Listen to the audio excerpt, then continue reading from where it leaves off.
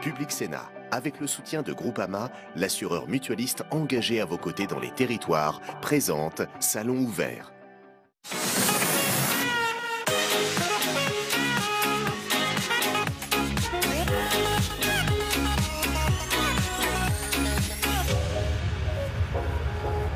Bonjour à tous, ravi de vous retrouver en direct sur Public Sénat au cœur du 56e Salon international de l'agriculture. La rédaction a installé son plateau toute cette semaine pour vous faire vivre cet événement en direct. On retrouvera d'ailleurs Tam Tranui et Alexandre Poussard. Vous le savez, ils vous font vivre cet événement et ils serpentent pour nous les allées du salon à la rencontre des exposants mais aussi du public, toujours plus nombreux. 700 000 personnes sont attendues cette année pour venir rencontrer l'agriculture française. Vous le savez, c'est aussi l'occasion pour les politiques de se rendre sur ce salon de l'agriculture. Avant de voir les images du Premier ministre Édouard Philippe qui est arrivé tôt ce matin, accueilli par le ministre de l'Agriculture Didier Guillaume. Il était ce matin au hall 4 où nous nous trouvons pour échanger avec les professionnels de l'agriculture du futur, les professionnels de l'INRA ou encore d'Agrotech, mais aussi à la rencontre du syndicalisme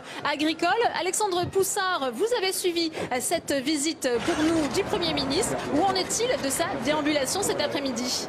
Mais écoutez Delphine, il vient de boucler, à l'heure où je vous parle, la première étape de son véritable marathon ici au Salon de l'Agriculture, puisqu'Emmanuel Macron avait fait 15 heures samedi. Eh bien lui, il va y passer 3 jours. Alors une première journée où il ne s'est pas vraiment frotté aux animaux. Il est resté au hall 4, au hall des institutions. Il a rencontré les syndicats agricoles pour faire un premier bilan de la loi agriculture et alimentation. Il a aussi rencontré les pêcheurs qui sont inquiets par les conséquences du Brexit sur leur activité. Il a recueilli quelques doléances du secteur agricole, notamment en matière de formation professionnelle. Et puis Salon de l'Agriculture oblige, il a soigné sa cote de popularité en multipliant les échanges, les poignées de main avec les Français, en faisant des selfies avec les plus petits. Mais du côté des médias, à l'heure où je vous le parle, il n'a fait aucune déclaration à la presse. Merci beaucoup Alexandre Poussard pour toutes ces précisions. Et autre personnalité politique présente aujourd'hui au Salon de l'Agriculture, c'est Laurent Wauquiez, le président du parti Les Républicains.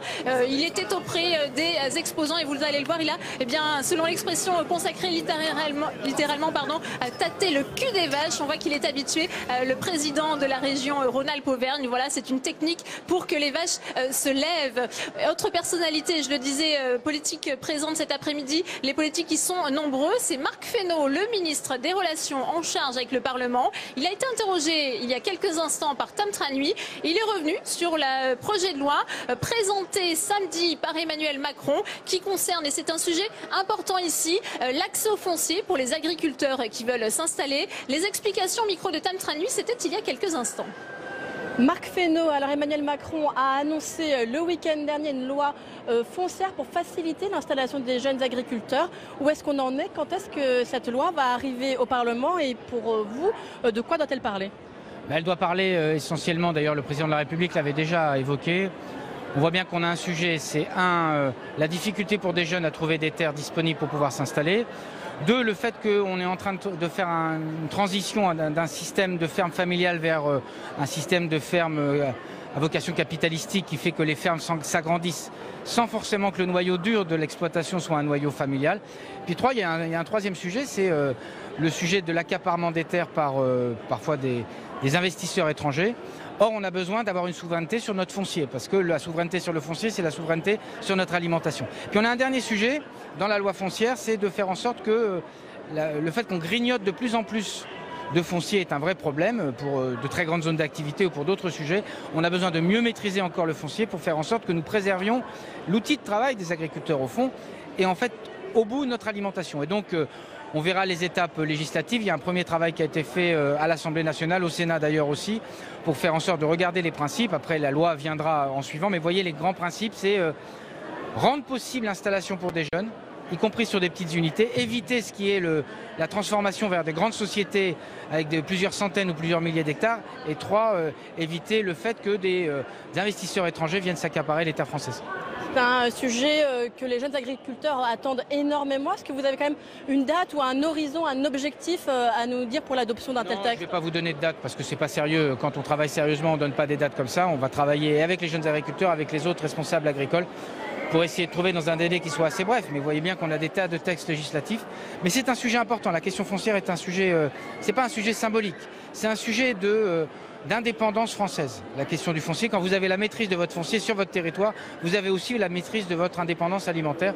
Et donc c'est un sujet éminemment essentiel. C'est pour ça que je pense que le président de la République a voulu le réaffirmer. C'était dans le projet présidentiel et donc on va cheminer maintenant pour faire en sorte que nous ayons une grande loi foncière de régulation de ces ensembles-là. L'indépendance alimentaire, la souveraineté, ce sont des sujets qu'effectivement Emmanuel Macron a beaucoup abordés lors de son discours samedi et qu'il a aussi mis en relation avec la nécessité d'avoir une Europe forte sur la question agricole. Oui, parce qu'il n'y a pas de défense du modèle agricole et même du modèle agricole français sans un espace européen qui protège aux frontières. C'est valable dans ce sujet-là comme sur d'autres. Vous voyez bien qu'on a face à nous des concurrents qui sont extrêmement puissants, les Asiatiques, les concurrents américains, des concurrents, ce qu'on appelle le Mercosur. On a besoin, pour faire face à cette concurrence-là, d'avoir un ensemble européen qui combine à la fois la diversité des productions et qui combine aussi la nécessité d'avoir des normes qui soient communes. Rien ne serait pire que nous ayons des normes différentes entre pays européens et on voit bien que c'est ce qui s'est développé au cours des années. Et puis 3, que nous ayons une politique commerciale qui défende les intérêts européens et on voit bien que sur un certain nombre de négociations, on a pu avoir le sentiment que les intérêts européens n'étaient pas suffisamment défendus. En tout cas, c'est la voie que porte le président de la République. On a besoin de l'Europe pour défendre nos intérêts industriels, nos intérêts économiques et nos intérêts agricoles à l'intérieur des intérêts économiques. Bien, merci beaucoup Marc Fesneau d'avoir répondu à mes questions. Voilà pour les précisions de Marc Fesneau, le ministre en charge des relations avec le Parlement. Le thème de ce salon ouvert cet après-midi, agriculture et environnement. Pourquoi et comment l'agriculture doit-elle s'adapter au réchauffement climatique? On va poser la question à mes invités cet après-midi sur ce plateau. J'ai le plaisir d'accueillir Jean Bizet. Bonjour, bienvenue à vous. Vous êtes le président de la Commission des affaires européennes du Sénat, sénateur LR de la Manche. Sur ce plateau également, Bernard Jomier. Bonjour, vous êtes sénateur rattaché au groupe socialiste du Sénat, sénateur de Paris.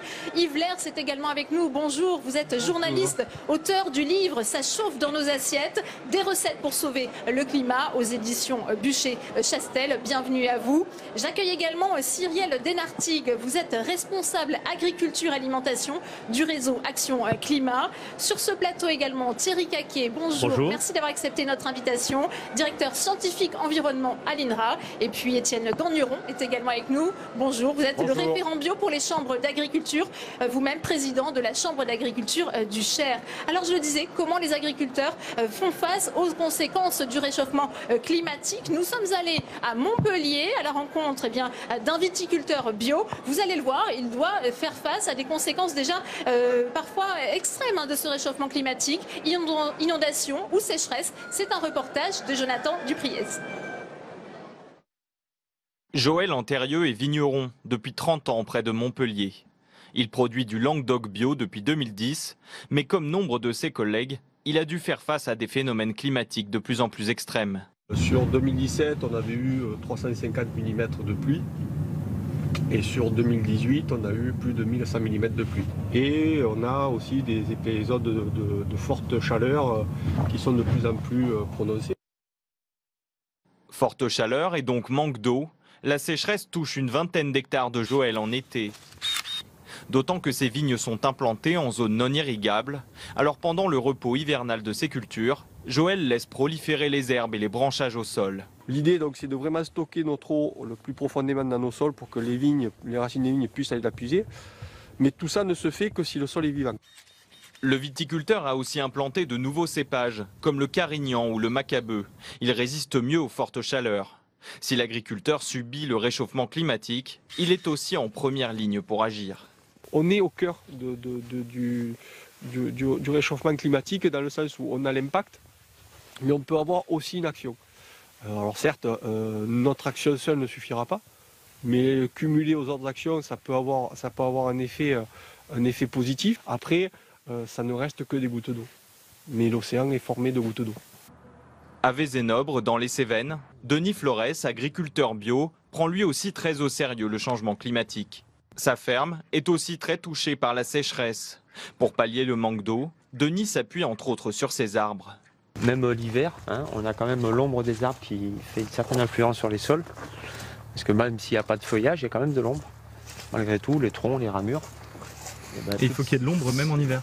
Ça fait quand même de l'ombre. Malgré tout, l'ombre reste là, même si elle est moins importante.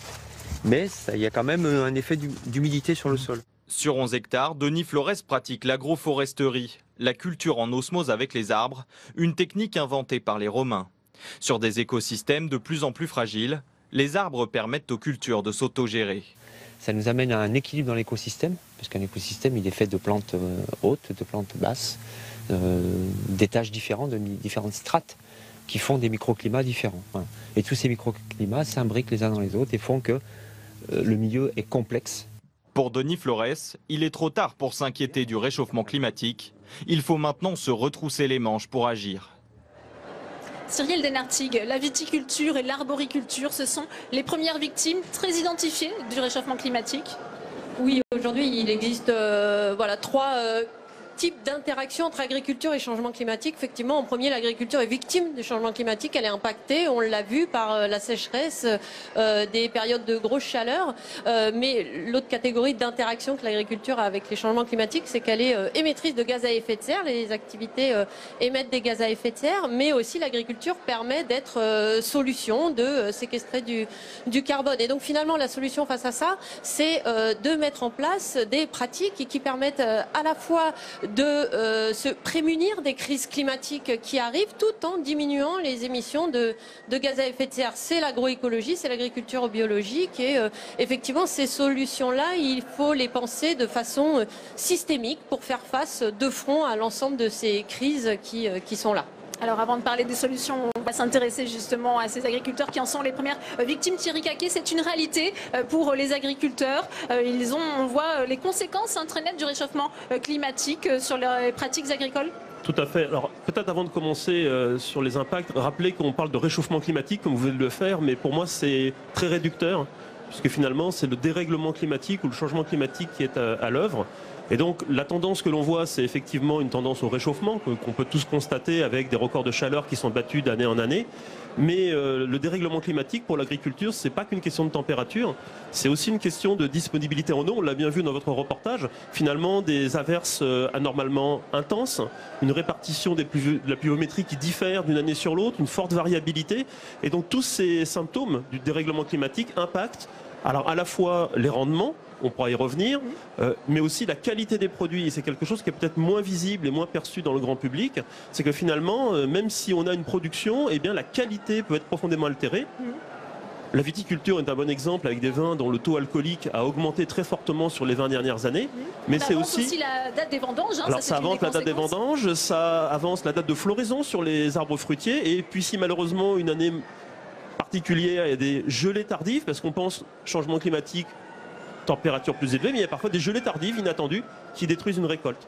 Et donc à la fois les quantités de produits, que ce soit sur des cultures pérennes, comme on l'a vu, ou des cultures annuelles, mais aussi la qualité des produits sont potentiellement altérées, et ça, quelle que soit la production.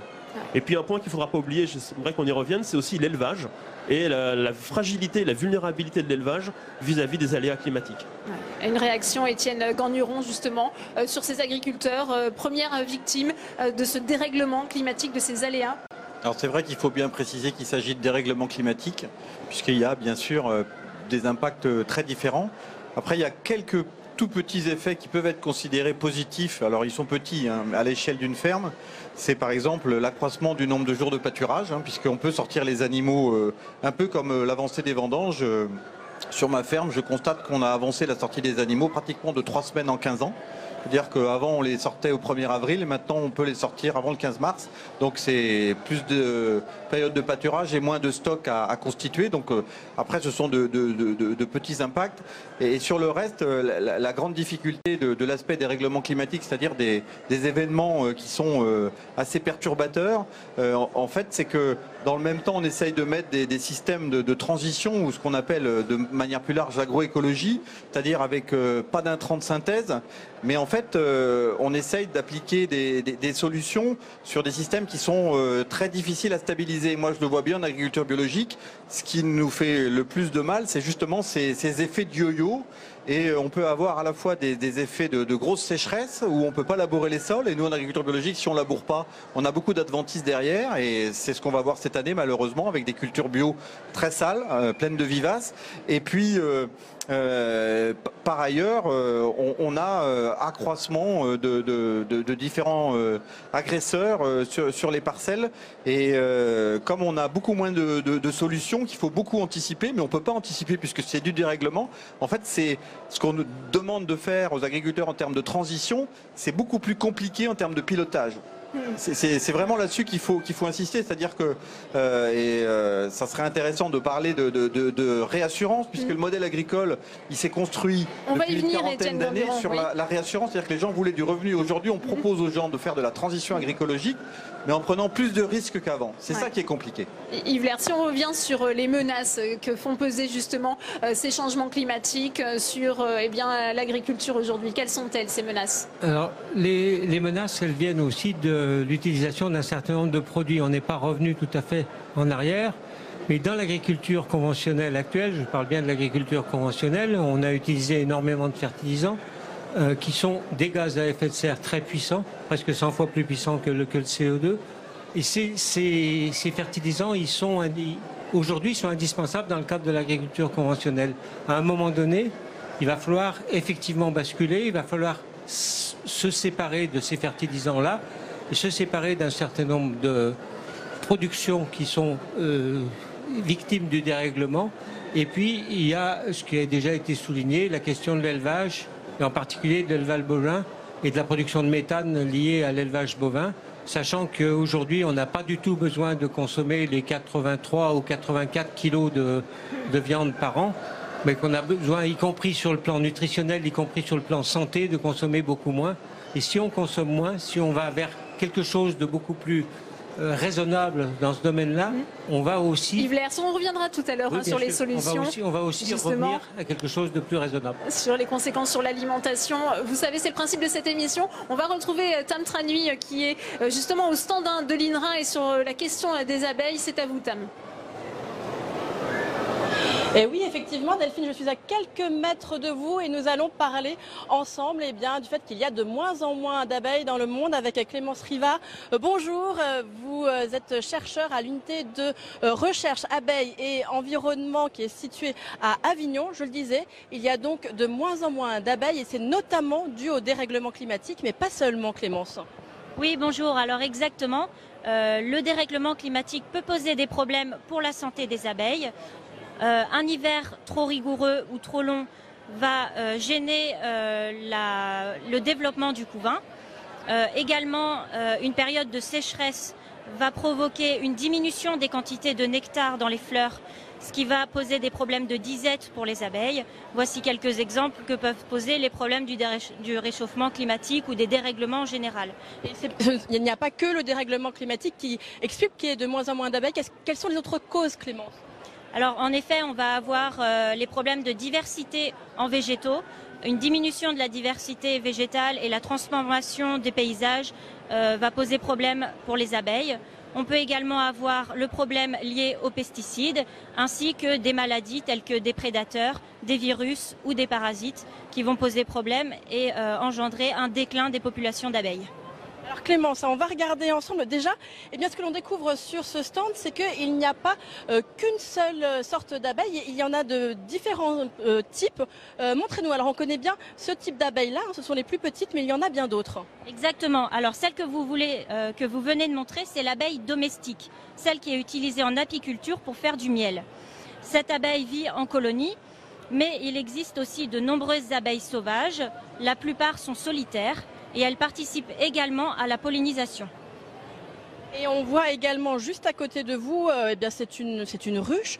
Une ruche avec, là aussi, ce sont en fait des abeilles, ce sont des bourdons. Alors, à quoi servent ce type d'abeilles, Clémence ? Alors oui, en effet, les bourdons sont des abeilles et participent à la pollinisation. Ils sont particulièrement utilisés pour la pollinisation des plantes qui se trouvent sous serre. Ils sont très efficaces car ils peuvent polliniser même à des températures assez basses. Ce sont également des insectes très gentils, ce qui est pratique sous serre. Ils ne piquent pas trop. Ils piquent très peu, ils sont vraiment très sociables, très doux. Ensuite, le bourdon a une particularité très intéressante, c'est qu'il va savoir faire vibrer la fleur de tomate. L'abeille domestique ne sait pas le faire, le bourdon sait faire vibrer la fleur. C'est essentiel pour sa pollinisation.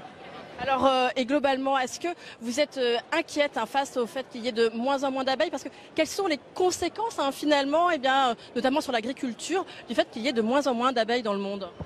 Alors, comme je l'ai dit tout à l'heure, les abeilles sont des pollinisateurs. Ils sont donc essentiels pour la reproduction de très nombreuses plantes à fleurs. Ils sont essentiels pour que nous ayons, nous, en tant que consommateurs, une bonne diversité et une bonne qualité en termes de fruits et légumes. Ils sont essentiels pour la taille, le rendement des plantes et ils vont être également importants, bien sûr, pour la pollinisation de toutes les espèces végétales sauvages. Et donc là aussi, vont intervenir pour la diversité en plantes sur le globe, globalement.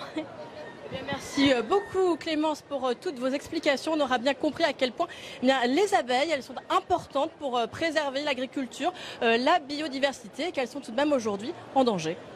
Merci beaucoup Tam. Cette biodiversité en danger, ça vous fait réagir Bernard Jomier? Bien sûr, parce que comme on le voit d'ailleurs avec ces exemples et avec ce qu'ont dit les intervenants avant moi, il y a une vraie complexité. Il y a une vraie complexité sur cette question des insectes, puisque on a un double mouvement. On a des populations d'insectes nuisibles qui s'en prennent aux cultures, qui augmentent fortement, et dans le même temps des insectes indispensables à la pollinisation, eux, dont les populations souffrent. Et cette double complexité, elle dit quelque chose de très important. C'est qu'on ne peut pas continuer dans le modèle actuel. Parce que les insectes nuisibles, on dirait, bon, on va épandre plus de pesticides pour en diminuer les populations. Et on voit bien que c'est la catastrophe pour d'autres populations. Donc on doit changer de système d'agriculture en n'oubliant pas que l'agriculture, elle est là pour nourrir la population et la nourrir dans de bonnes conditions de nutrition, mais de santé aussi. Et juste un point, et je vais terminer avec ça, c'est que des chercheurs de la très prestigieuse École de médecine tropicale de Londres ont travaillé sur cette question et ils estiment qu'on va perdre 30% de la production de légumes dans les décennies à venir si on ne change pas la tendance actuelle. À l'heure où on nous demande, pour la santé, de consommer le plus de légumes, on voit bien qu'il faut absolument modifier les habitudes en agriculture. Oui. Jean Bizet, inondations, sécheresse, arrivée de nouveaux parasites, d'insectes ravageurs, c'est une réalité pour les agriculteurs aujourd'hui? Effectivement, c'est une réalité qui n'est pas nouvelle, mais aujourd'hui avec une fréquence, je dirais, beaucoup plus accentuée. Eh bien, comme sur beaucoup de, je dirais, de challenges, l'agriculture, à mon avis, relèvera toutes ces problématiques. Il faut lui laisser un petit peu de temps, il faut l'aider sur différents niveaux, mais ceci suppose, si vous voulez, que l'Institut, on l'a beaucoup parlé, l'Institut national de recherche agronomique devra se pencher sur d'autres semences, d'autres pratiques, d'autres matériels, et puis quand même, ça a été dit tout à l'heure sur ce plateau, l'agriculture est aussi une des solutions. C'est facile, si je puis dire, de critiquer la culture conventionnelle, les grandes cultures. Aujourd'hui, il y a 14 millions, de mémoire, 14 millions d'hectares de grandes cultures en France. Il faut savoir que ces 14 millions d'hectares captent pratiquement 250 millions de tonnes de CO2 par an.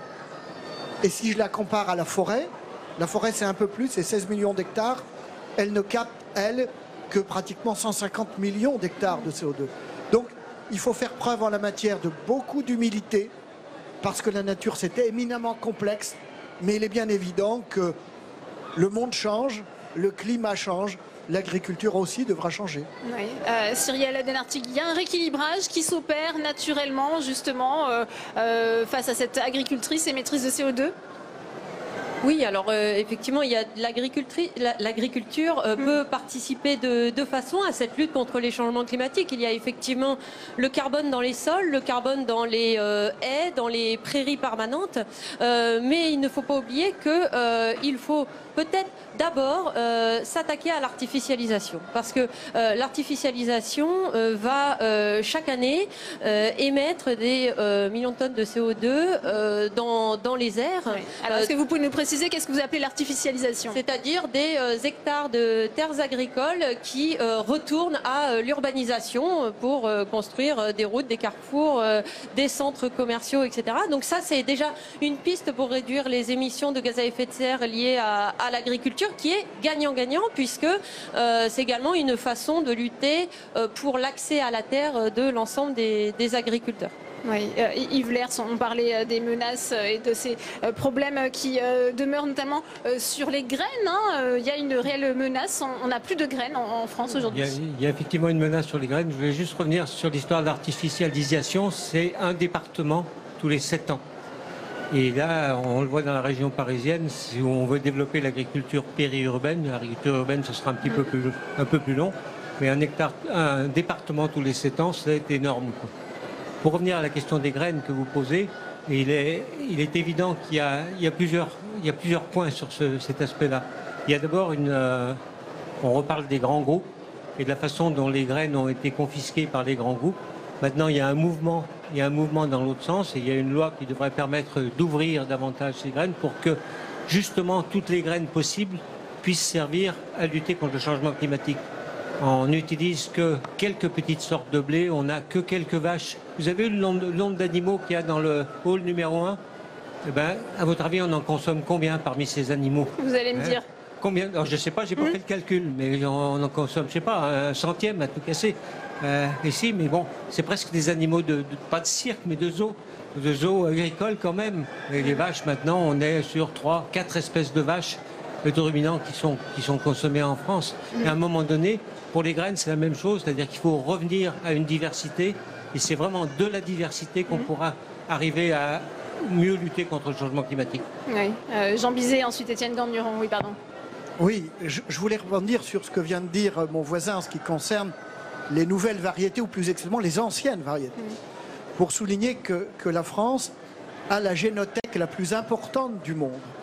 Et souvent, à mon avis, depuis un certain nombre d'années, on a oublié cela. Je suis persuadé qu'un certain nombre de solutions pourront justement être obtenues à partir de l'examen de ces anciennes variétés, avec, si je puis dire, les technologies d'aujourd'hui, où on peut regarder avec beaucoup plus de précision, voire les faire évoluer. C'est effectivement le travail de l'INRA. Donc moi je pense que c'est aussi en regardant vers le passé qu'on peut mieux se projeter sur l'avenir. Oui, Étienne Gagnuron.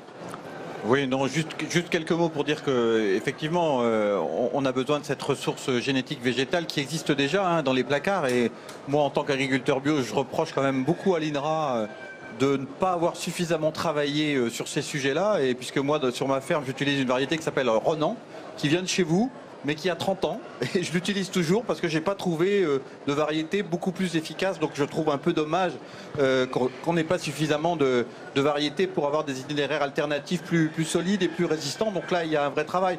Et puis juste revenir un moment sur les races du salon dans le Haut-Rhin. Je suis désolé, la France a quand même cette caractéristique d'avoir, notamment dans le secteur des races allaitantes, une diversité encore énorme. Il y a au moins une vingtaine de races à viande qui sont présentes sur le salon et qui sont consommées localement par les consommateurs et qui sont plébiscitées. La partenaise, la reine des prés, la charolaise est effectivement très majoritaire, mais il y a beaucoup d'autres races qui font encore, heureusement, beaucoup d'heureux chez les consommateurs. Et puis surtout, pour finir, puisque le sénateur Bizet a parlé des 14 millions d'hectares de grandes cultures, parler des 12 millions d'hectares de prairies permanentes, qui représentent quand même 24 millions de terrains de football, il faut quand même le dire. Et en termes de captation de carbone, puisque vous avez cité les grandes cultures et la forêt, ce sont quand même les prairies permanentes qui sont les plus efficaces. Donc quand dans le même temps, monsieur dit qu'il faut arrêter ou manger beaucoup moins de viande, moi je dis qu'est-ce qu'on va faire de ces surfaces en prairie, en sachant qu'aujourd'hui, la plupart de ces surfaces en prairie permanente, elles sont en prairie permanente parce que les agriculteurs ne peuvent pas faire autre chose sur ces surfaces-là. Il faut le savoir, elles sont indispensables. Étienne Gagnuron, on va écouter Thierry Caquet, peut-être qui va vous répondre sur la question des graines et ensuite donner la parole à Jean Bizet. Je pense que beaucoup de choses ont été dites, j'aurais beaucoup de choses à dire sur chacun des sujets. Sur la question de la diversification, puisque c'est ça qui est au cœur finalement du débat, effectivement, on ne peut pas continuer avec les variétés actuelles.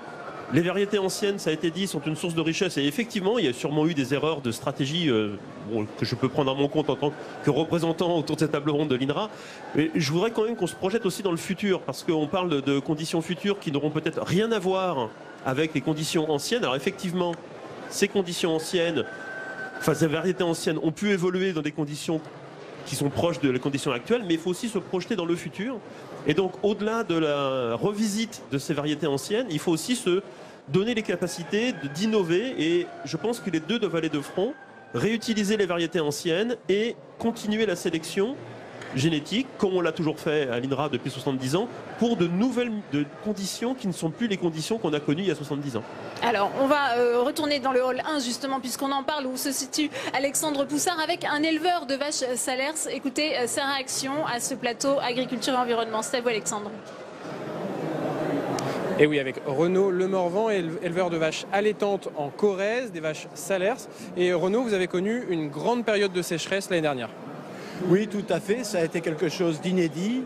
Nous avons connu la pire sécheresse de mon existence. J'ai 55 ans aujourd'hui et je n'avais jamais vu ça. Alors, sur quelle période il y a eu cette sécheresse? Eh bien, tout simplement, entre le 12 juin et le 5 novembre, nous n'avons pas eu de précipitations. Et concrètement, quelles sont les conséquences sur votre activité? À notre premier niveau, ça a été un affouragement artificiel du troupeau, c'est-à-dire qu'au lieu que les vaches pâturent dans les prés, nous avons été obligés de prendre nos stocks d'hiver pour nourrir nos animaux cet été. Donc on a eu un déficit. Il a fallu acheter du fourrage et après ça, nous avons eu des problèmes d'abreuvement. Il a fallu amener de l'eau avec des citernes dans les prés aux vaches.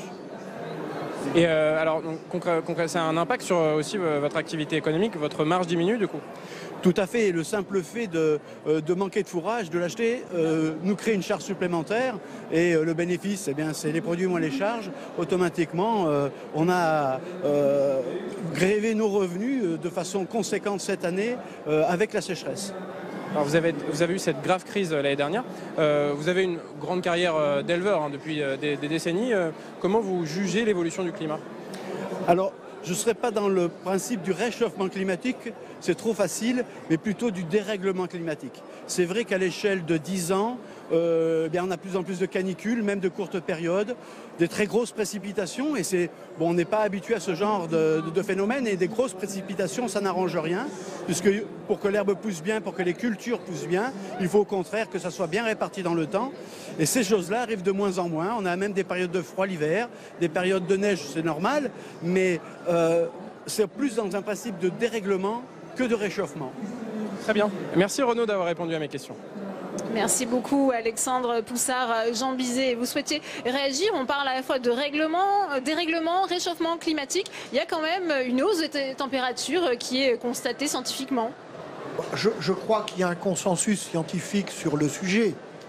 L'activité humaine, au bout de quelques décennies, voire siècles, a généré la situation d'aujourd'hui. Donc je préfère la terminologie. Je crois qu'il faut toujours être extrêmement précis. Dérèglement climatique, on a aujourd'hui une accélération de ces phénomènes. On aura peut-être des pauses, mais de toute façon, moi je pense qu'il est essentiel d'adapter l'activité humaine à la réalité, je dirais, de la situation. Mais au niveau agricole, ce que je voudrais souligner, c'est que à la veille d'une réforme de la politique agricole commune, mais ce n'est pas le débat d'aujourd'hui, la France, je crois qu'il faut le rappeler, a eu, je dirais, l'originalité de mettre en place une politique qui était couplée à la politique d'aménagement du territoire. Et c'est ce qui fait que, je dirais, elle est admirée partout dans le monde. Elle a su préserver, générer un certain nombre de races, d'espèces, etc. Mais il ne faut pas que ces différentes variétés d'agriculture s'opposent les unes les autres. Elles sont totalement complémentaires. Cyrielle Denarty, quand on a commencé ce débat, on parlait des différentes interactions justement entre l'agriculture et l'environnement. Est-ce que l'agriculture est en partie responsable aussi de cette situation aujourd'hui? Oui, bien sûr, l'agriculture est victime et le secteur agricole est aussi un secteur émetteur de gaz à effet de serre. Aujourd'hui, si la France veut honorer ses engagements internationaux en matière de lutte contre les changements climatiques, le secteur agricole français doit diviser par 2 sa consommation de gaz à effet de serre d'ici à 2050. C'est pas moi qui le dis, ce n'est pas le réseau Action Climat qui le dit, c'est la stratégie nationale bas carbone, c'est-à-dire la feuille de route de la France pour honorer ses engagements internationaux. Pour diviser par 2 les émissions de gaz à effet de serre du secteur agricole, c'est compliqué. C'est clair que c'est compliqué. L'INRA a produit une étude qui a analysé tout un panel de pratiques agricoles permettant de diminuer les émissions de gaz à effet de serre. En mettant bout à bout, ces différentes pratiques et en poussant les curseurs au maximum, on atteint une diminution de 10% des émissions de gaz à effet de serre. Tout ça pour dire que pour permettre à l'agriculture de lutter contre les changements climatiques, il faut mettre en place de nouvelles pratiques qui en font leurs preuves tous les jours aujourd'hui sur le territoire, mais il faut aussi transformer en profondeur notre système agricole et alimentaire. Et là, je rejoins Yves Lers, effectivement, il faut repenser notre modèle agricole, se questionner par exemple sur la culture de maïs dans le sud-ouest, quand chaque année les sécheresses et les coups de chaud sont légion sur ce territoire-là. Mais il faut aussi questionner notre consommation de viande sans forcément remettre en cause les prairies. Je suis d'accord que les prairies, il faut à tout prix les conserver. Aujourd'hui, elles sont en chute libre, les prairies. Chaque année, elles sont retournées. Donc il faut diviser par deux notre consommation de viande, mais prioritairement la viande industrielle. Et parallèlement à ça, il faut diriger les aides de la politique agricole commune. C'est pas le sujet de ce débat, mais en fait, si, quelque part, il faut rediriger les aides de la politique commune vers l'élevage paysan, les élevages extensifs, les élevages c'est pas le cas aujourd'hui. Maintiennent les pas assez, mais pas assez du tout. Oui, Thierry Caquet.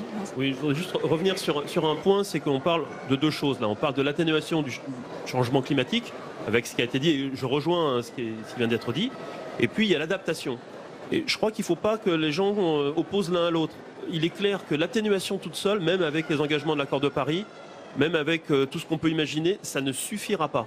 Je pense que on me dit tu es anxiogène, mais je préfère être anxiogène et me tromper un petit peu plutôt que de laisser croire qu'il suffit de limiter les émissions pour que ça s'arrange. Pourquoi ça ne suffira pas? Parce que la mécanique climatique, elle a un temps de réponse qui est très long, qui est de plusieurs décennies, voire plusieurs siècles. Et donc, de toute façon, l'adaptation, ce n'est pas une option versus l'atténuation, c'est une obligation. Et le deuxième message, c'est que l'adaptation, il n'y a pas une adaptation, il n'y a pas un levier d'adaptation, c'est une combinaison d'un ensemble de pratiques qui vont depuis effectivement la production, mais aussi jusqu'à la transformation et la consommation. L'acte de consommer, et mon voisin pourra en parler je pense mieux que moi, est un acte citoyen aussi pour faire changer l'agriculture. Et donc c'est l'ensemble de la chaîne de valeur qui doit s'adapter, et pas uniquement les agriculteurs qui sont, on l'a dit, des victimes, peut-être finalement à l'origine des problèmes, mais il faut que l'ensemble de la chaîne de valeur accompagne les agriculteurs dans cette lutte contre le dérèglement climatique. Oui, Bernard Jomier et ensuite Yves Lers. Oui. Oui, moi je crois qu'on doit ni stigmatiser ni exonérer. L'agriculture, elle est comme d'autres secteurs. Les transports sont confrontés aux mêmes défis, extrêmement difficiles d'arriver à diviser par 4, par 8 les émissions de gaz à effet de serre. Et donc l'agriculture, qui a une fonction essentielle dans notre société, je le répète, c'est de nourrir. On lui a aussi, notre pays, assigné d'autres objectifs. Par exemple, contribuer à la balance commerciale. Or, ces objectifs se font au détriment de conditions environnementales, très souvent. Et donc, ont entraîné la mise en route d'un système, y compris par les subventions, par la politique européenne, qui a poursuivi d'autres objectifs. Et en ce qui concerne l'environnement, on n'a pas tant de temps que ça. Enfin, tout de même, 2050, les enfants qui naissent aujourd'hui, ils auront 30 ans en 2050. Un certain nombre d'entre nous seront sans doute encore vivants en 2050. L'accélération est absolument fantastique. Donc je crois qu'il faut vraiment, franchement, aller vers les solutions. Beaucoup ont été exposés depuis le début de ce débat et sortir des débats théologiques comme celui de Donald Trump, réchauffement ou pas réchauffement. Oui, il y a réchauffement. Il y a d'autres conditions qui sont perturbées, comme les conditions de pluviométrie, mais il y a un réchauffement climatique global, et en plus, il s'emballe, il est inquiétant. Donc, tournons-nous vers les solutions, ne stigmatisons personne, mais mettons en œuvre de façon vraiment déterminée ces solutions. On doit changer notre système. Oui. Yves Lers, comment on peut manger de bonnes choses pour l'environnement et le climat? On a commencé déjà à le dire, on peut manger plus de légumes et aussi plus de légumineuses. On est à peu près à 3% de légumineuses en France. Et tout, on était à 7% avant la dernière guerre.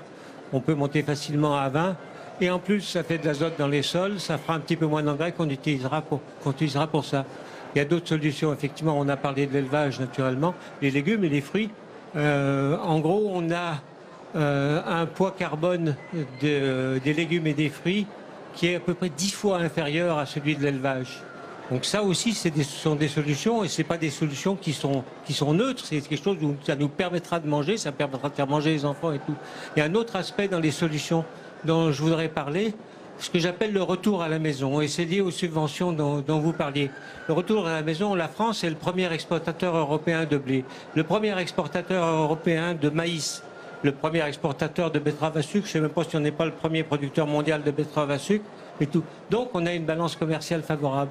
Mais donc on importe aussi, et on importe de plus en plus. Et le retour à la maison, c'est arriver à faire sur place, on parlait du maïs tout à l'heure, à faire sur place ce dont on a besoin dans notre pays. Il y a des terres agricoles, c'est la deuxième surface agricole de l'Europe. Utiliser ces terres-là pour nous, ça fera peut-être un peu moins. Le soja, il pousse très bien en France. On n'a pas besoin d'aller chercher du soja en Brésil. Dans la Drôme, moi j'ai vu des plaines de soja qui sont absolument sans aucun problème. Or, qu'est-ce qu'on utilise? On utilise ces culture-là pour nourrir le bétail. Ça, c'est un des hiatus, un des grands hiatus qu'il y a dans l'agriculture et le changement climatique. Donc il y a des solutions, c'est ce que vous racontez dans votre livre, ça chauffe dans nos assiettes des recettes pour sauver le climat. Merci à vous Yves Villers d'être venu sur ce plateau. On continue ce débat puisqu'on parle de solutions innovantes. On va retrouver Tam Tra Nui qui est à la serre connectée. Justement, il y a des idées sur ce salon pour avoir une agriculture moins polluante. Et oui, effectivement, Delphine, l'un de vos intervenants parle de retour à la maison. Bien ici, c'est le super retour à la maison, puisque l'on parle d'une serre que l'on peut avoir soi pour pouvoir cultiver ses propres légumes. Et pour avoir une bonne serre, eh bien, ça commence par avoir un bon air dans cette serre. C'est ce qu'on va voir avec Volkan. Bonjour. Bonjour. Alors, pour avoir du bon air dans la serre, eh bien, on peut commencer par faire de l'apithérapie, c'est-à-dire que les abeilles qu'il y a dans cette ruche permettent de produire du miel, bien sûr, mais elles permettent aussi d'améliorer la qualité de l'air. Voilà, exactement. Voilà, on parle de l'apithérapie. L'apithérapie, en fait, on a connecté la serre, la ruche à la serre avec une aide de tuyau. Il y a une masque à l'intérieur, vous êtes assis tranquillement, vous commencez à prendre l'air de la ruche qui est vraiment très bénéfique pour les systèmes pulmonaires et aussi pour soigner et soulager les symptômes d'asthme. Aujourd'hui, scientifiquement prouvé que vraiment c'est très très bien l'air de la ruche. Pourquoi? Parce qu'à l'intérieur, il y a déjà l'odeur de propolis et aussi l'odeur de phéromones des larves, qui est vraiment très bénéfique. Voilà. Vous êtes assis en regardant l'activité des abeilles, un moment de détente en même temps, et aussi vous favorisez la pollinisation autour de votre environnement. Voilà. Si vous voulez aller plus loin, vous faites votre propre miel. Voilà, c'est vraiment un bénéfice complet, si vous voulez, on propose. Merci Volkan. Nous allons justement voir rentrer à l'intérieur de cette serre dont l'air est extrêmement pur, donc je vous le disais. Et dans cette serre, eh bien, on peut aussi faire sa propre culture de spiruline. Alors, c'est ce que l'on va voir avec deux autres personnes, avec Karine et David. Bonjour. Alors, qu'est-ce qu'il y a dans ce drôle d'aquarium? Il y a la spiruline, qui est une cyanobactérie considérée comme microalgue, qui est riche en protéines, en vitamines, en fer, en pas mal de choses, et son intérêt c'est qu'elle peut être produite du coup sur de très faibles surfaces et pour avoir une très forte concentration en protéines. Et donc on a aussi un impact très faible au niveau environnemental, je suppose. C'est aussi là l'un des avantages? Tout à fait, ça absorbe du CO2, c'est comme une plante, mais encore plus, et surtout ça est sur une très faible surface comme tu disais, et protéines végétales, donc on peut l'utiliser en remplacement de la viande par exemple.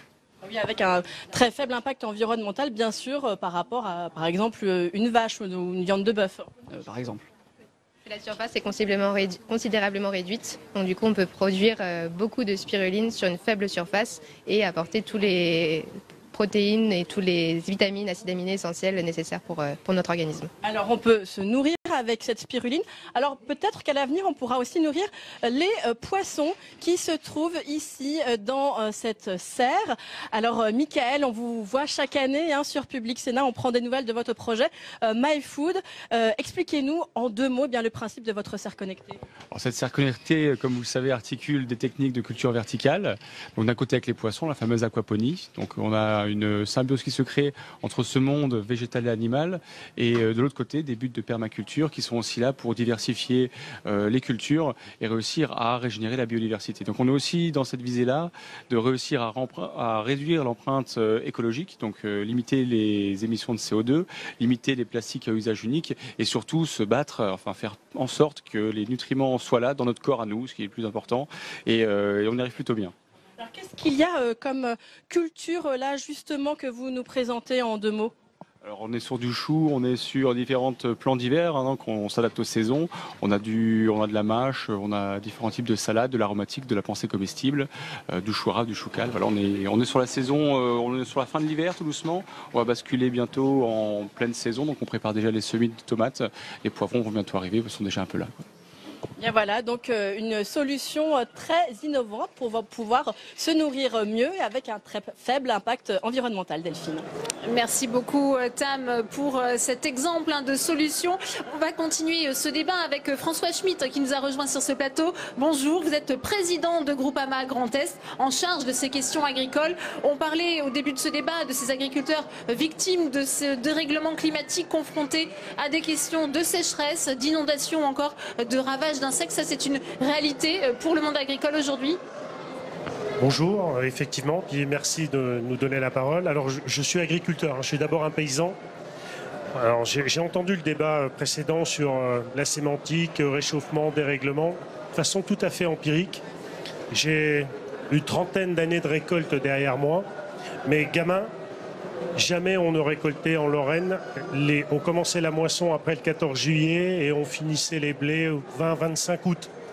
Aujourd'hui, c'est systématiquement au mois de juin qu'on démarre les moissons et début août, quand la moisson n'est pas terminée, c'est qu'on a eu une période de pluie. Donc de façon empirique, la somme des températures permet aux cultures, alors il y a les évolutions techniques, mais c'est d'abord la somme cumulée des températures qui fait que les cycles de végétation sont accélérés aujourd'hui. Alors Groupama, effectivement, accompagne depuis maintenant un peu plus de 15 ans la gestion ou l'accompagnement des agriculteurs qui se protègent par une assurance contre les risques climatiques aux récoltes. Ce qu'on peut voir sur une période de 15 ans, c'est que sur les dernières années, on a à la fois une accélération de la fréquence et une intensité des dégâts, des aléas. Et chose encore plus remarquable, c'est que sur les dernières années, au cours de la même année ou du même cycle cultural, dans la même région, on peut avoir également, avec autant de dégâts, des périodes d'excès d'eau, d'inondation et de sécheresse. Et ça, c'est quelque chose qu'on ne connaissait pas dans ces intensités il y a quelques années, voire quelques décennies. Donc, vous dire que cette assurance, elle marche, on pourra en reparler, on est tout à fait en capacité de le faire. Oui, Jean Bizet, parce qu'on sait que le Sénat est très présent sur ces questions d'indemnisation, justement, des victimes, parfois de ce dérèglement climatique. Oui, et je me permets de prendre la succession des propos que vient de tenir le président de la MSA, de la Groupama, oui. Pour considérer, si vous voulez, que dans le cadre de la réforme de la PAC, nous jugeons, au travers du dernier rapport que nous avons rendu il n'y a pas 8 jours, très insuffisante la réponse du Bruxelles sur le sujet. Ce n'est pas une ouverture d'une ligne de 400 millions d'euros pour l'ensemble du cadre financier pluriannuel, mais c'est très en deçà, justement, des problématiques et des obligations du monde agricole. Alors, il y a eu, je dirais, une évolution au travers, c'est très technique, du fameux règlement omnibus, je dirais, obtenu par l'eurodéputé français Michel Dantin. Mais là, nous n'avons pas, pour sécuriser le revenu agricole, les bonnes réponses au niveau communautaire. Étienne Gagneron. Oui, c'est un sujet sur lequel on travaille depuis très longtemps et on avance à petits pas, on va dire. Je ne sais pas si on avance au même pas que celui du dérèglement climatique, malheureusement. Après, moi, je voulais revenir un peu sur le débat précédent. C'est vrai que si on peut avoir un dispositif assurantiel qui soit efficace pour accompagner les fermes, il n'y a aucun souci là-dessus. Mais moi, alors l'intervenant précédent est parti, mais j'ai l'impression d'entendre Marc Dufumier. C'est du délire. C'est-à-dire que vous pensez que les agriculteurs n'ont pas déjà entamé cette transition depuis plus de 20 ans? Moi, je suis désolé, quand on fait la promotion des légumineuses ou des protéagineux, on n'a toujours pas de variété qui soit adaptée à nos climats. Moi, je suis désolé, le lupin, qui est une super culture pour les humains, pour les animaux, a été abandonné en termes de recherche en France depuis 20 ans. Parce qu'on n'arrive pas, les facteurs de rendement sont catastrophiques. Une année, vous faites 0 quintot, l'année d'après, vous faites 5, et la troisième année, vous faites encore 0. Tous les gens vont abandonner. En Févrole, en 2016, dans mon département, pratiquement tous les agriculteurs ont broyé leur culture.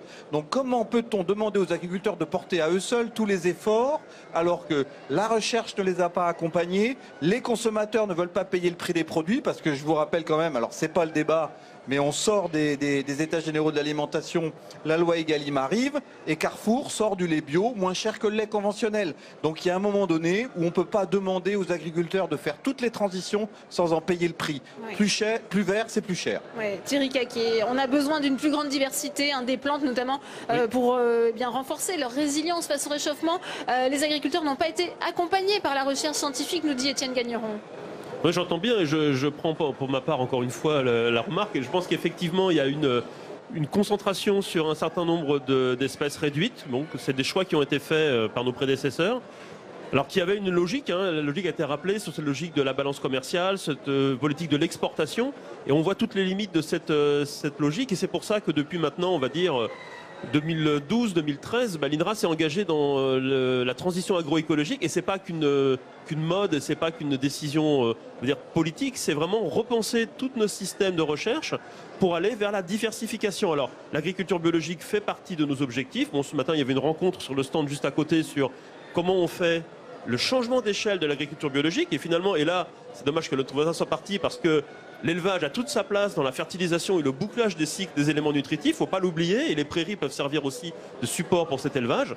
Et donc, effectivement, la transition agroécologique, la diversification des cultures, y compris les légumineuses, mais il n'y a pas que les légumineuses à impliquer dans l'allongement des rotations, c'est quelque chose sur lequel l'INRA maintenant travaille. Et le travail, on va le faire pas tout seul, on doit le faire avec nos partenaires agriculteurs. Et je suis entièrement d'accord quand on nous dit c'est pas aux agriculteurs de tout faire par eux-mêmes et de supporter la charge de cette évolution parce que c'est effectivement un enjeu de société pour toute la société et pas simplement pour les agriculteurs. Oui, François Schmitt. Alors sur l'accompagnement des agriculteurs et la capacité des agriculteurs à changer leurs pratiques, je voudrais rebondir sur ce qu'a dit Étienne tout à l'heure et puis interpeller madame.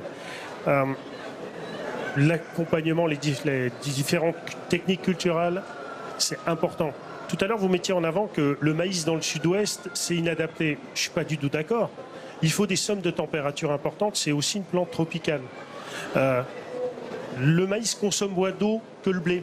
Produire une tonne de blé consomme plus d'eau que de produire une tonne de maïs. Sauf que le maïs a besoin d'eau à une période peut-être où il pleut moins.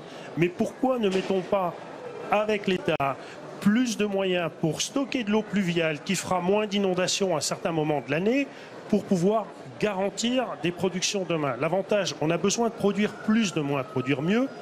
Le stockage de l'eau pluviale permet de faire ça, permet d'accompagner aussi les agriculteurs dans des productions, je ne vais pas dire endémiques, mais il y a énormément de productions de qualité en circuit court qui sont faits dans le sud-ouest, qui sont basées sur le maïs. Il ne faut pas arrêter. Alors, faut pas arrêter. François Schmitt, avant de vous donner la parole, Cyrielle Denartig, on continue de vous faire vivre ce salon de l'agriculture et on va retrouver Alexandre Poussard puisqu'on parle aussi de fermes périurbaines. C'est à vous, Alexandre Poussard. Oui, Benoît Dupré, on peut dire que vous êtes un producteur de lait responsable qui se soucie de la planète. En effet, depuis quelques années, exactement 8 ans, on a commencé à changer la façon dont on alimentait les vaches, qui était avant essentiellement basé que sur du maïs, maïs en silage, graines de maïs et des importations de soja, pour être de plus en plus indépendants. Donc on cultive maintenant le plus possible de produits qui vont être donnés à manger à nos vaches. Donc on a changé pour par exemple de la luzerne, du colza, une nourriture beaucoup plus diversifiée. On a apporté ces dernières années du lin, ce qui permet d'avoir une nourriture qui avoir des vaches qui sont en meilleure santé, une production de lait qui va être où il va y avoir des oméga 3 par exemple qui va nous être apporté par le lin. Donc plus d'importation de nourriture et vous produisez vous-même la nourriture des vaches. 80% de ce qui est 90% même de ce qui est produit, ce qui est donné à manger aux vaches est produit directement à la ferme. Viltin, c'est une grande surface, on a 300 hectares qui servent uniquement à la nourriture des animaux, le paillage, etc. Alors, cette alimentation diversifiée et de qualité, finalement, elle diminue aussi la production de méthane faite par les vaches. Oui, parce qu'on a remarqué quand les vaches avaient une nourriture diversifiée, qu'elles mangeaient du maïs, du colza, de la luzerne, du lin, eh bien, faisait qu'elles digéraient mieux et elles produisent moins de méthane. À peu près 15% de moins. Et alors, l'alimentation permet de diminuer les émissions de méthane. Et puis, vous avez aussi un fonctionnement dans votre production en circuit court qui diminue aussi les émissions.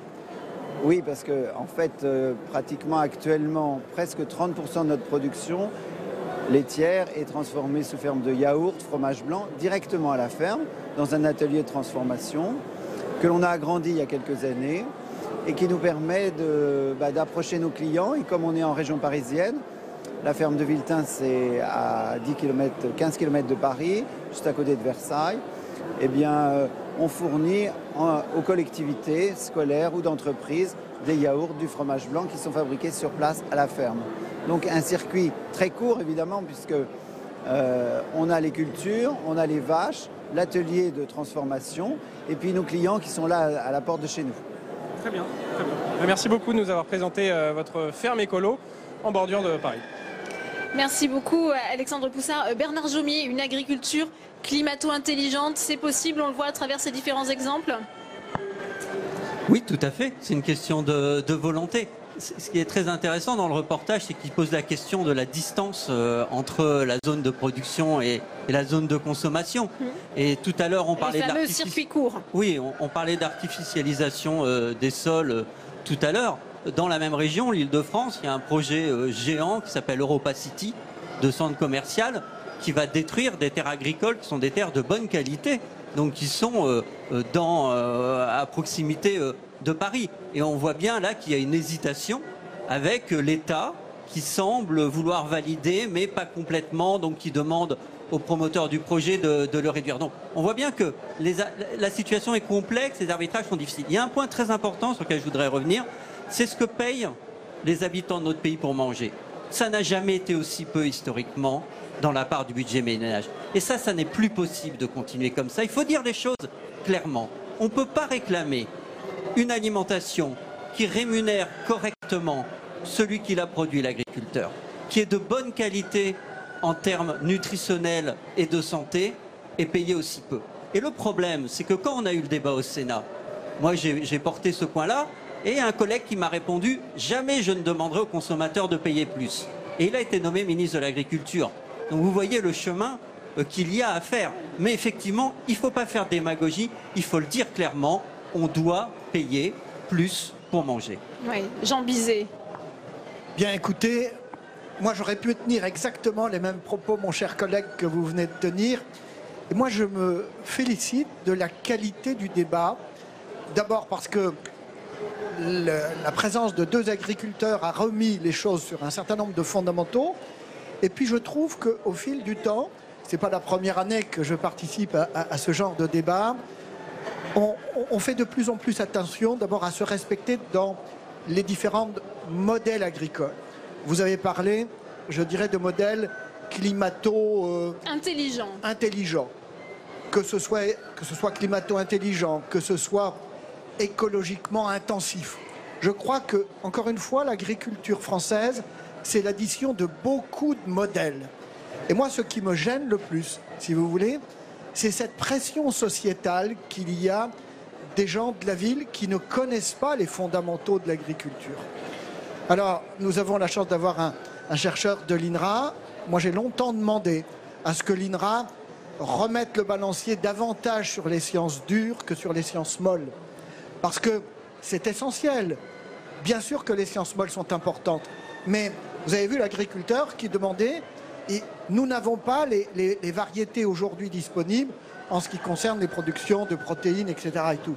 Bon, moi je pense que quand on entend aujourd'hui au plus haut niveau de l'État des ministres, voire le président de la République disant « moi je suis obligé d'écouter ce que demandent les Françaises et les Français », simplement les Françaises et les Français depuis des décennies sont l'objet de désinformation.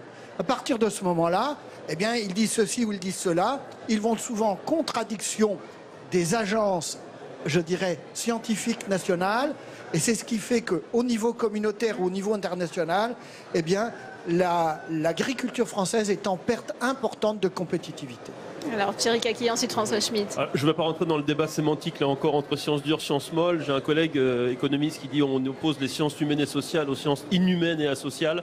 Je ne vais pas rentrer dans ce débat. Simplement dire que l'expérience montre que toutes les transitions en agriculture, mais dans d'autres domaines de l'activité économique, ne peuvent se faire, ne peuvent se réaliser que si on associe effectivement la connaissance académique sur des fondamentaux de génétique, de biologie, de chimie, etc., mais aussi la façon dont on va accompagner les acteurs et lever des blocages qui sont des blocages peut-être économiques, peut-être sociologiques, peut-être des blocages simplement culturels. Et on ne peut pas réussir une transition, en particulier agroécologique, ou aller vers de l'agriculture biologique, par exemple, à grande échelle, sans lever aussi un certain nombre de verrous que les gens ont finalement acquis au fur et à mesure de leur expérience. Et donc, il faut vraiment de la pluridisciplinarité, voire de la transdisciplinarité avec les acteurs.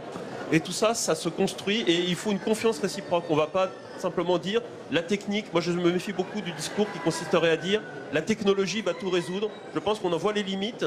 On est dans un certain nombre d'impasses parce qu'on a trop poussé peut-être ce secteur-là. Donc on pourra en rediscuter si vous le souhaitez, mais je pense qu'on a besoin des deux approches pour avancer. Ouais, François Schmitt, ensuite je vous donnerai la parole, Cyrielle Desnarty. Voilà, et cette transition à la fois pour de l'agroécologie, les attentes sociétales, nous, producteurs, on doit tenir compte de ces attentes parce qu'on produit pour un marché.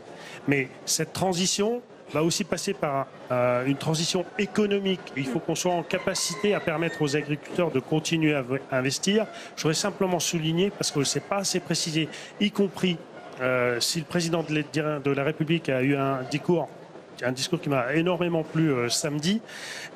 Attention aussi à la transition climatique qui va avoir, compte tenu de tout ce qu'on a pu encaisser jusque-là, avoir des impacts beaucoup plus importants demain. Et le sénateur le rappelait, la PAC 2020 doit nous permettre d'inscrire et de mettre en place des outils qui vont donner des moyens d'augmenter la résilience des exploitations, leur capacité d'investissement et leur productivité, qui est écologique également. Mais il n'y a pas d'entreprise durable sans une activité économique qui permette de pouvoir continuer à exister demain. Oui. Alors on va continuer ce débat, mais on retrouve de nouveau Tam Tranui, puisque vous êtes sur un stand où on produit de la bière bio. Tam, c'est à vous. Et oui, effectivement, Delphine, on va parler d'une de vos lubies, Delphine. C'est la bière qui s'appelle la Lubie, une bière bio, locale, qui est entièrement fabriquée à Montluçon. Adrien, alors comment est-ce que vous avez décidé de fabriquer cette bière à la fois bio et locale, je le disais ? Bonjour, donc la Lubie, c'était ma lubie à la base, donc une pensée obsessionnelle un petit peu folle, ça caractérisait très bien la chose. Et j'ai transmis ma lubie aux consommateurs qui la boivent maintenant. Donc du coup c'est une bière très addictive, mais attention à consommer avec modération. Alors vous me disiez que cette bière, la Lubie, comme toutes les bières, eh bien, elle est impactée par le dérèglement climatique. De quelle façon? J'imagine que ce sont les cultures qui servent à fabriquer cette bière. Exactement, l'ingrédient numéro 1 de la bière, c'est quand même l'orge. L'orge, il vient presque à 100% de France pour ma brasserie à moi, donc qui est artisanale et biologique. Et donc cet orge-là, il est impacté par le dérèglement climatique. Les hivers sont moins froids qu'il y a quelques temps, ils sont beaucoup plus secs. Les étés peuvent être très chauds. Et donc du coup, les rendements des agriculteurs baissent, la qualité est très fluctuante, on a des problèmes de mycotoxines, de grains qui sont très difficiles à calibrer. Et donc du coup, pour nous, brasseurs, on a vraiment des soucis de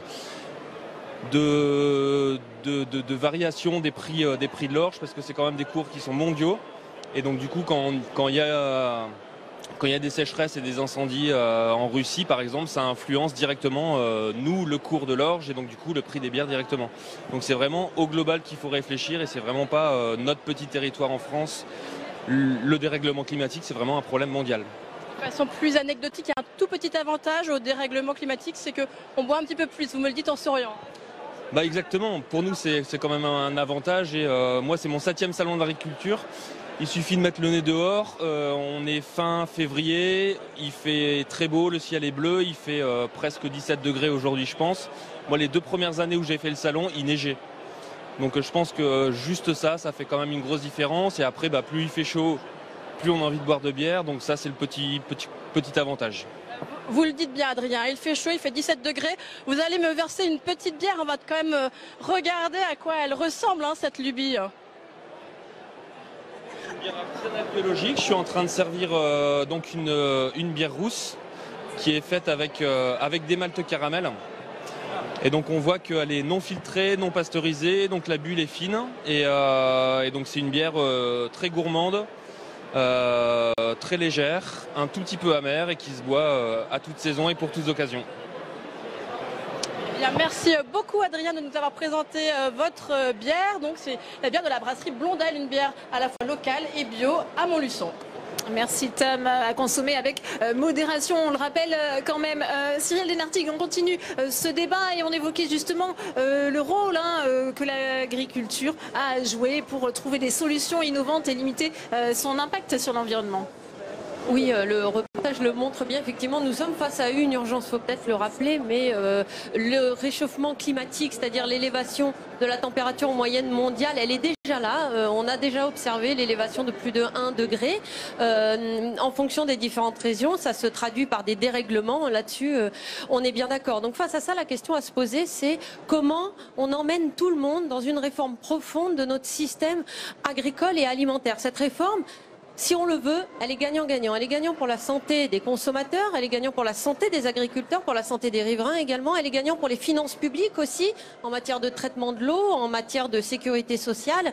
Et elle est gagnant aussi en emploi dans les territoires. Cette réforme, elle peut déclencher une forte création d'emplois. Une étude montre une création de 148 000 emplois si on met en place le panel de mesures. Et elle est également bénéfique en termes de revenus pour les agriculteurs. Donc, comment maintenant fait-on pour enclencher cette réforme profonde qui, je suis d'accord avec vous, est déjà en cours sur un certain nombre de territoires. Elle est déjà portée par beaucoup d'agriculteurs.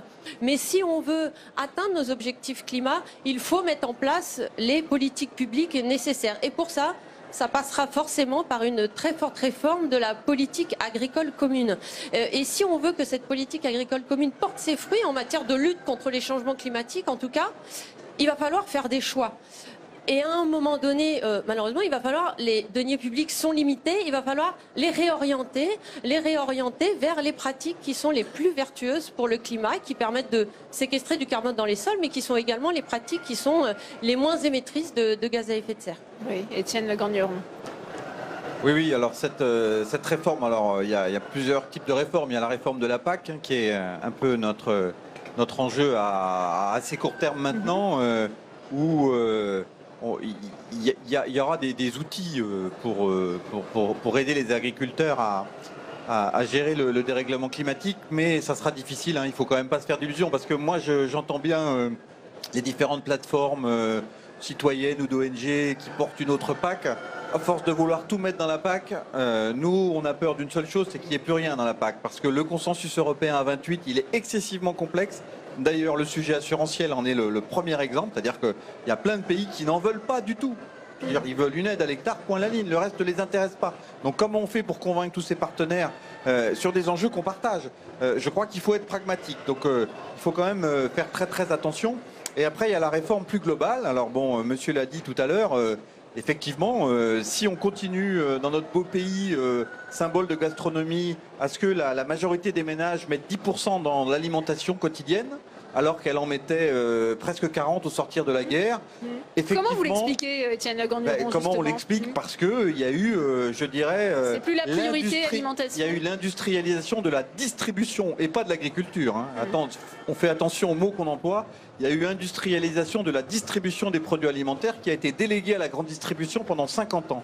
Pendant 50 ans, la grande distribution a fait ce qu'elle voulait, et les aides de la PAC transitaient par les agriculteurs pour faire baisser leurs produits et faire une subvention déguisée aux consommateurs. C'est comme ça que ça s'est passé. Ceux qui disent le contraire se trompent.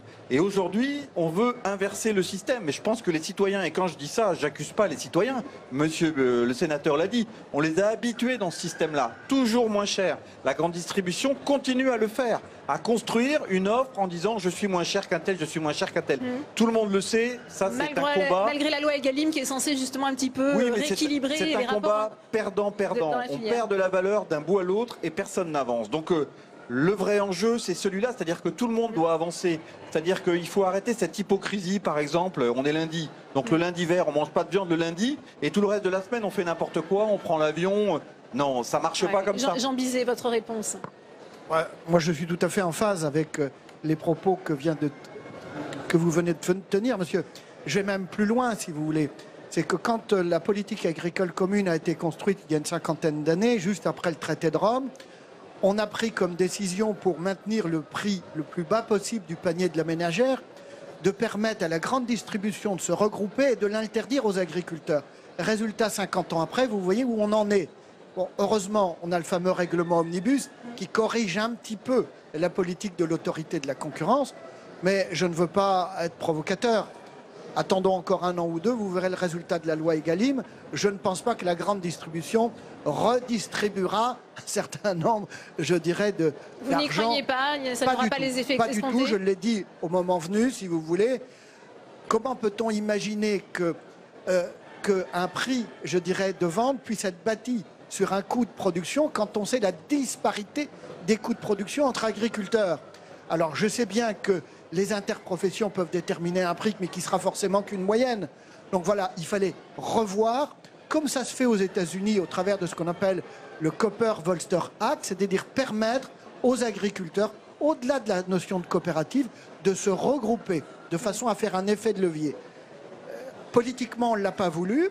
Et pour revenir sur la PAC, si vous voulez, moi, ce que je crains, c'est qu'on voit très bien, si vous voulez, qu'un certain nombre de pays d'Europe du Nord ne veulent plus de politique agricole. Et la voix de la France, nous ne l'entendons plus à Bruxelles. Nous ne l'entendons plus. Et résultat, on va perdre pratiquement 43 milliards d'euros, si vous voulez, sur le prochain cadre financier pluriannuel. Et pour renvoyer, entre guillemets... Malgré le discours très déterminé d'Emmanuel Macron samedi, justement, sur il le ces dit à Paris, il ne le dit pas à Bruxelles. C'est là la grande différence. Regardez l'audition que nous avons menée en mai 2018 avec M. Oettinger. Il a été extrêmement clair là-dessus. Et deuxièmement, si vous voulez, on veut que les agriculteurs aient moins de travail administratif. Et donc, on va, je dirais, par le biais de la subsidiarité, mais une subsidiarité excessive, redonner la possibilité aux États membres de gérer tout cela. C'est potentiellement une renationalisation de la PAC qui, dans quelques années, sera l'addition de 27 politiques nationales. Et ça, ce sera dramatique. Oui. François Schmitt. Revenir, on parle d'évolution climatique, de changement, de dérèglement. Il est certain, et Étienne le rappelait tout à l'heure, la vraie difficulté, le sénateur Bizet vient de le rappeler, une politique agricole commune, elle se construit ensemble. Jusqu'à présent, pour revenir sur le point changement climatique et agriculture, les pays du nord de l'Europe étaient très peu concernés par les aléas climatiques. 2018 a été une révélation, notamment pour l'Allemagne, la Suède, le Danemark. On a souffert notamment dans le Grand Est d'une sécheresse qui a énormément impacté. On a eu des témoignages d'éleveurs qui ont été obligés d'affourager depuis le milieu de l'été jusqu'à l'hiver leurs troupeaux. Quand on se regarde, on se désole. Quand on se compare, on se console. En Allemagne, en Suède, au Danemark, les sécheresses qui n'ont pas connu depuis la Deuxième Guerre mondiale. Ces éléments-là doivent aussi nous faire prendre conscience que la politique agricole doit garder des points communs, et notamment l'adaptation et la capacité des éleveurs à pouvoir encaisser ces aléas climatiques. Ça nécessite aussi une politique agricole commune adaptée sur ces outils-là. Financièrement adaptée également. Bernard Jomier, on assiste quand même à une bascule de l'écologie vers l'alimentation. Ça, c'est un point positif qu'il faut aussi souligner. Oui, bien sûr, et puis ça nous ramène à nos valeurs. Ça fait le lien avec le débat européen qui est en train d'être mené. Les élections européennes qui arrivent. À quoi elle sert la PAC? C'est quoi ces valeurs? On se plaint d'une distension, c'est aussi en plein débat entre les citoyens et le monde politique. Mais il faut comprendre à quoi servent ces outils. On n'a pas une main droite qui fait quelque chose, une main gauche qui fait autre chose. Tous les pays européens ont signé, ont ratifié l'accord de Paris sur le changement climatique. On ne peut pas avoir une PAC qui ne tient pas compte de ces objectifs. Et par ailleurs, on convient tous ici au cours de ce débat que si le secteur agricole a une part de responsabilité, émet du réchauffement climatique comme d'autres secteurs, les agriculteurs en sont les victimes. On ne maintient pas un système dont les gens sont victimes. C'est totalement incohérent. Donc, on a encore une fois beaucoup de solutions, beaucoup ont été mises sur la table. Il faut les porter. Il faut les porter au niveau européen dans la PAC, comme il faut les porter localement dans chacun de nos territoires. Il y a un continuum, mais on ne peut exonérer ni l'Europe, ni nous-mêmes de nos propres responsabilités. Bernard Jaumier, on va continuer ce débat, mais on continue les réactions politiques, puisque Alexandre Poussard est avec le président de Debout la France, Nicolas Dupont-Aignan. Quel regard porte-t-il justement sur ces débats autour de la PAC ? Oui Delphine, on va en parler avec Nicolas Dupont-Aignan. On est dans l'enclos d'imminence, l'égérie de ce salon de l'agriculture. Nicolas Dupont-Aignan, qu'est-ce que vous pensez de tous ces hommes politiques qui viennent au salon rencontrer les éleveurs? C'est le passage obligé? Je vais être franc avec vous, je suis très partagé. Parce que c'est le passage obligé, parce qu'il y a des merveilles. Le travail d'agriculteurs, d'agricultrices de toute la France, il y a un patrimoine incroyable. Il y a un agriculteur qui me disait, une bête souvent c'est un siècle de travail, de génération en génération. Mais en même temps il y a un sentiment, comment dire, de colère des agriculteurs parce qu'ils ont la vision d'hommes politiques qui viennent éternellement et qui sont devant les caméras, mais qui ne prennent pas les décisions qui s'imposent. Et moi, ça fait des années que j'entends les mêmes discours et que je vois les gouvernements faire exactement l'inverse de ce qu'ils disent. Et on a eu l'exemple, malheureusement, quand le président est venu, qui a dit qu'il fallait changer la PAC, mais c'est lui qui a signé les accords de libre-échange qui font qu'avec le Canada, on va importer des milliers de tonnes de viande qui déstabilisent nos filières. Donc le problème de fond, ce n'est pas les hommes politiques qui viennent, c'est le double discours de beaucoup d'hommes politiques. Et justement sur la PAC, on en parle lors de notre débat. Emmanuel Macron a défendu une Europe agricole forte avec une nouvelle PAC. Vous y croyez? Mais pas un instant, puisqu'il fait exactement l'inverse. Il a cédé déjà sur la réduction du budget de la PAC. Le budget de la PAC va diminuer de 20%. Il a déjà cédé et il vient faire son cinéma. C'est insupportable. Mais comment voulez-vous que les Français respectent les agriculteurs, notamment le président de la République, alors qu'ils savent qu'il fait exactement l'inverse de ce qu'il vient dire le samedi. Et c'est tragique, pas seulement pour lui, mais pour l'ensemble des hommes politiques, parce qu'on sait ce qu'il faut faire. Il faut rétablir des prix garantis, comme il existait avant que Barnier et Le Maire les détruisent. Il faut protéger l'Europe, comme le voulait le général de Gaulle, comme il l'avait fait avec la politique agricole commune, c'est-à-dire on n'importe pas n'importe quoi chez nous. Et puis, il faut aider nos agriculteurs à transmettre les exploitations. C'est pour ça que je propose une mesure révolutionnaire qui a été mise en place par Trump, qui est la suppression des droits de succession sur les terres agricoles, dans la limite d'une centaine d'hectares pour ne pas favoriser les gros, mais pour que les petits agriculteurs puissent transmettre leurs terres à leurs enfants, sans payer de droits de succession. Bref, il y a des mesures à prendre. Simplement, il faut changer le fonctionnement de l'Europe.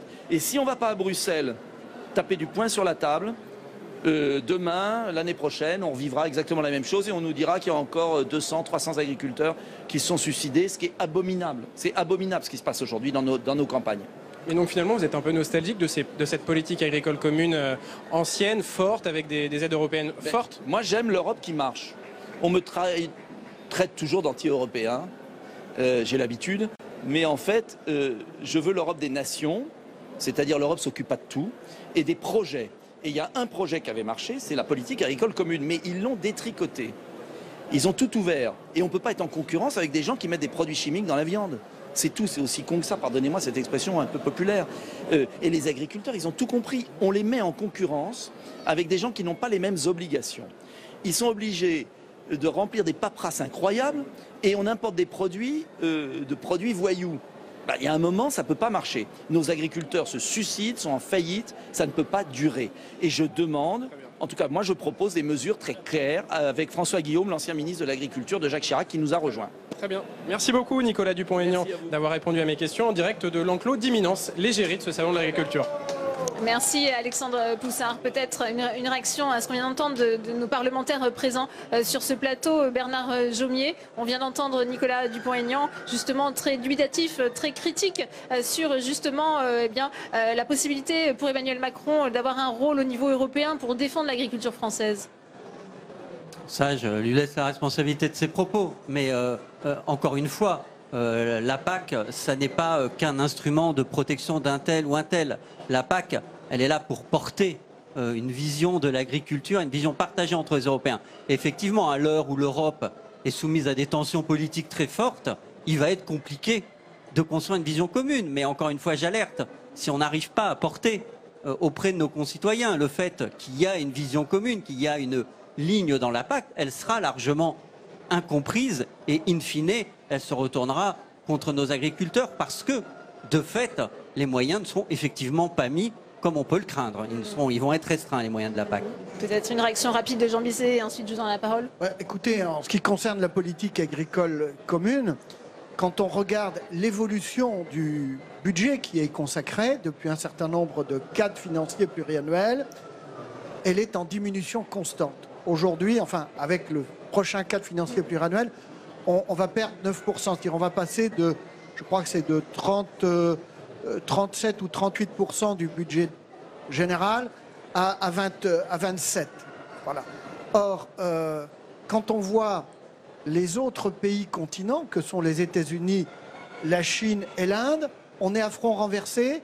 Ils augmentent leur concours public à l'agriculture. Tout simplement parce qu'eux ont compris ce que l'on ne veut pas revoir, c'est que l'agriculture est une activité stratégique. Et l'agroalimentaire a un poids considérable qu'on ne veut plus voir dans au sein des 28, au sein des 27. Pardon. Ouais. Étienne Gorgnon et ensuite Cyril Lénartiguier. Oui, alors c'est vrai qu'on peut avoir une vision assez pessimiste parce que la négociation ne se présente pas très bien, on va dire. Le consensus historique n'existe plus. Et moi, j'ai en plus une crainte très importante sur les prochaines échéances électorales européennes, avec des partis nationalistes qui vont arriver sûrement encore plus puissants et dont le seul enjeu sera de renationaliser encore plus leur politique. Et là, dans ce cadre-là, je pense que la France va se retrouver non seulement isolée au niveau politique, mais va se retrouver isolée dans ses pratiques agroécologiques et on va nous mettre en concurrence avec l'ensemble du monde de façon plus importante que ce qu'on vit aujourd'hui. Et on l'observe déjà aujourd'hui avec le nombre de députés européens du Front National qui ne votent jamais dans le sens des autres acteurs politiques français et qui font qu'en règle générale, ils détricotent tout ce qu'on essaye de faire pour trouver justement un sens commun à cette PAC. Ouais, Étienne Gorgnon, on va essayer de conclure ce débat puisque le thème était aussi au départ l'agriculture et l'environnement. Cyril Lénartigue, on peut concilier ces différents objectifs, à la fois le respect de l'environnement, continuer à avoir une agriculture compétitive au niveau européen ?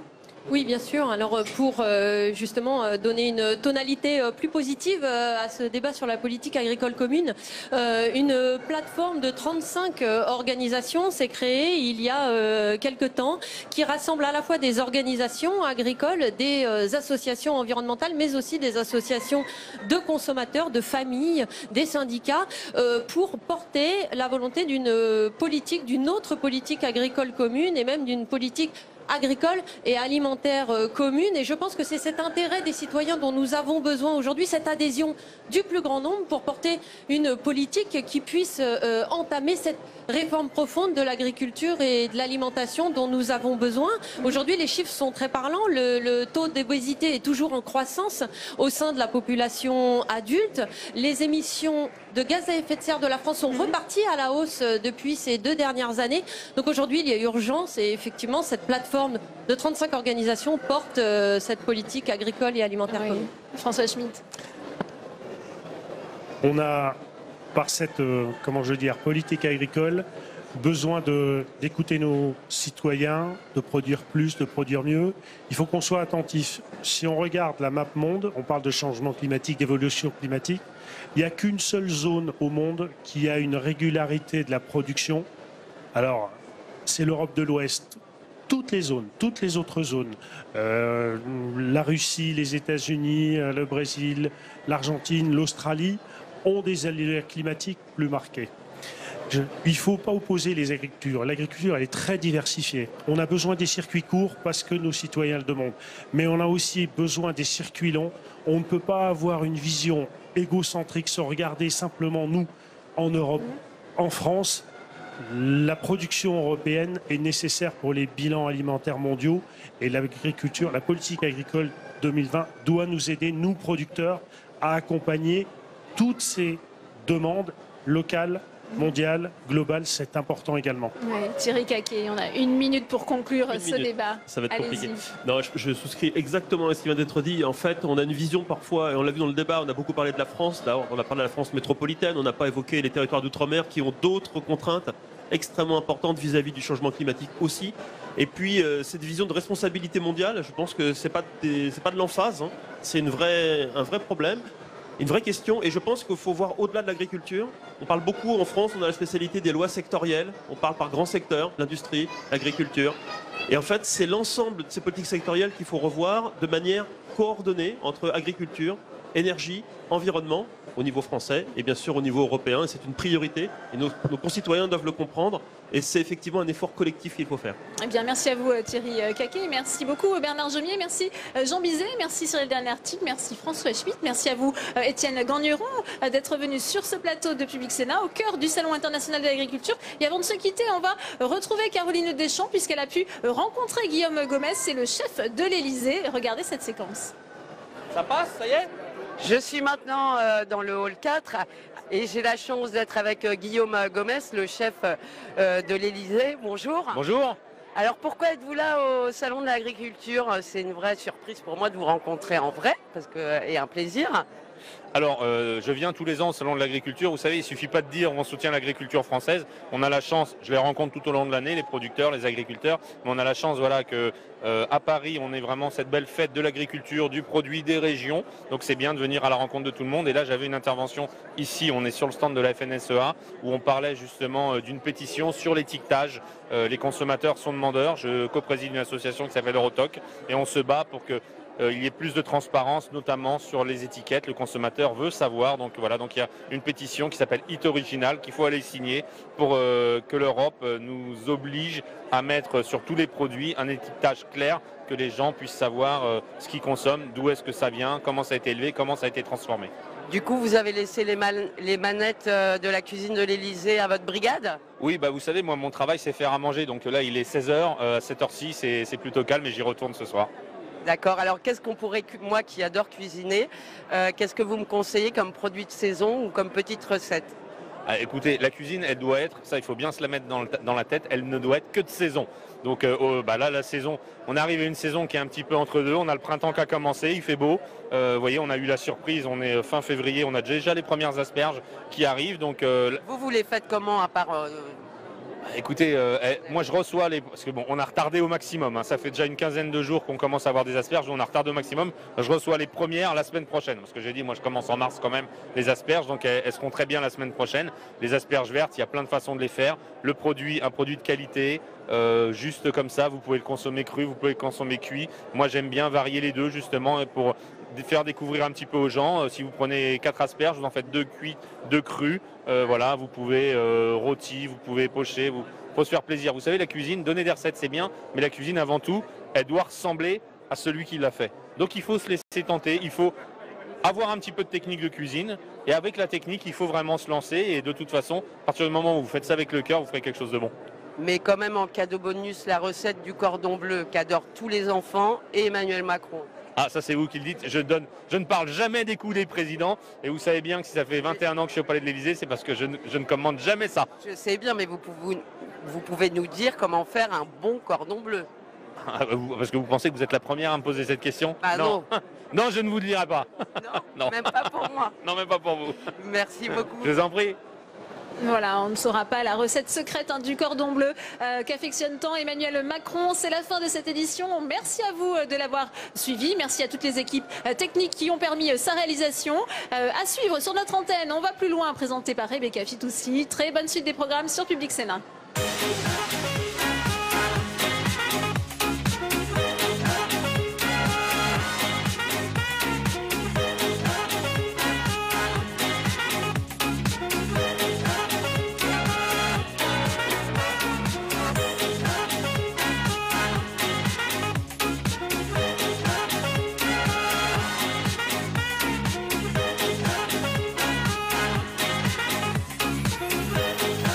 Public Sénat, avec le soutien de Groupama, l'assureur mutualiste engagé à vos côtés dans les territoires, vous a présenté Salon ouvert.